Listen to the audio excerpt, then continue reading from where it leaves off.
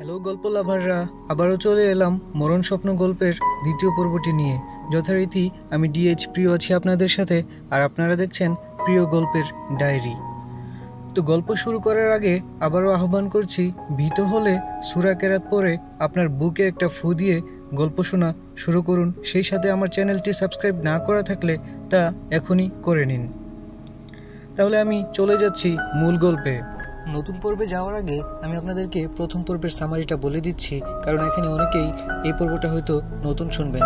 তো আপনাদেরকে আমি জানিয়ে রাখি, আমরা প্রথম পর্বে দেখেছিলাম ফারিয়া নামের একটি মেয়ে ঘুমের মধ্যে অন্য জগতে চলে যায়, আর তাকে সেখানে কেউ নৃশংসভাবে খুন করে। একই এলাকা থেকে পরপর মারা গেল 6 জন মেয়ে। তারা সবাই ঘুমের মধ্যে মারা গিয়েছে, কারো গায়ে একটা আঁচড় পর্যন্ত পাওয়া যায়নি, অথচ মেয়েগুলো তাগড়া যুবতী ছিল। ঘটনাগুলো ঘটেছে প্রতি 3 দিন অন্তর অন্তর। সবশেষ খুনটি হবার পর পুলিশরা জানতে চায় আসলে এই মৃত্যুগুলোর রহস্য আসলে কি। ওরা কি বিষাক্ত কিছু খাবার খেয়ে মারা যাচ্ছে, নাকি কোনো ড্রাগস নিয়ে মারা যাচ্ছে? এমন মৃত্যুর রহস্য আসলে কি, এসব খুঁজে পাওয়ার জন্য এবার পুলিশ ডিপার্টমেন্ট থেকে নির্দেশ দেওয়া হয় ইরা নামের একটি মেয়েকে যেন পোস্টমর্টেম করা হয়। আচ্ছা, এখানে ইরার সাথে আপনাদেরকে একটু পরিচয় করিয়ে দিই, কারণ আপনারা আবার প্রশ্ন করতে পারেন ইরা আবার কে। আসলে ইরা হচ্ছে 6 জন মেয়ের মধ্যে একজন মেয়ে, যে কিনা এরই মধ্যে মারা গিয়েছে। ইরা ছিল ইন্টার প্রথম বর্ষের একজন ছাত্রী, আর দেখতে শুনতেও ইরা বেশ ভালো ছিল। ইরার মা বাবার টাকা কড়ির কোনো অভাব ছিল না। ইরাদের পরিবারে ছিল তার মা বাবা ছাড়াও ইরার একমাত্র ছোট ভাই, যে কিনা এবার এসএসসি এক্সামিনি ছিল। ইরার মৃত্যুর পর ইরার পরিবার খুবই ভেঙে পড়ে, আর ইরার বাবা ইরার মৃত্যুর আসল কারণ জানতে চায়। এরপর পুলিশ এই লাশটিকে ময়নাতদন্ত করতে হাসপাতালে পাঠায়।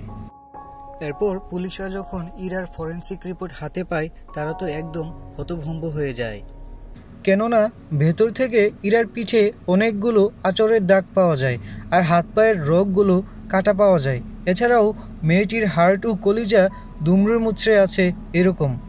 এগুলো দেখে ডাক্তাররা বুঝতে পারে ইরা মরার আগে প্রচণ্ড ভয় পেয়েছিল। ইরার শরীর ময়নাতদন্তকারী ডাক্তার জানায় যে তার 10-15 বছরের ডাক্তারি লাইফে এর আগে সে কখনো এরকম লাশ দেখেনি।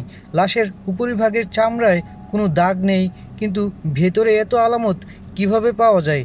ভেতর থেকে ক্ষত বিক্ষত দেহগুলো উপর দিয়ে এত নর্মাল কিভাবে সম্ভব? এরপর থানা থেকে বলা হয় আগে মারা যাওয়া প্রত্যেকটি লাশকে কবর থেকে তুলে পোস্টমর্টেম করা হোক, কেননা এই মৃত্যুর ভেতর লুকিয়ে আছে অজানা অনেক রহস্য। হতে পারে সবগুলো লাশের ভেতরেই এমন কিছু রয়েছে। থানার অর্ডার পেয়ে পুলিশরা যায় সেই লাশগুলোকে কবর থেকে আনতে, কিন্তু আজব ব্যাপার হলো এই কয়েকদিনে মারা যাওয়া সবগুলো লাশই কবর থেকে নিখোঁজ। রহস্য আরও দানা বাঁধে এই পর্যায়ে, আর এখানেই এই গল্পের দ্বিতীয় পর্বটি শেষ হয়ে যায়। আপনাদের আগ্রহ পেলে খুব দ্রুতই আমি আগামী পর্বটি নিয়ে হাজির হব আপনাদের মাঝে। ততক্ষণ সবাই ভালো থাকুন, সুস্থ থাকুন, আর আশেপাশের সবাইকে ভালো রাখুন। সবাইকে আবারও ধন্যবাদ। সেই সাথে আপনাদের জন্য রিকোয়েস্ট, যারা এই গল্পের প্রথম পর্বটি শুনেননি তারা দয়া করে ডেসক্রিপশন বক্সে দেওয়া লিঙ্ক থেকে গল্পটি শুনে নেবেন। আল্লাহ হাফেজ।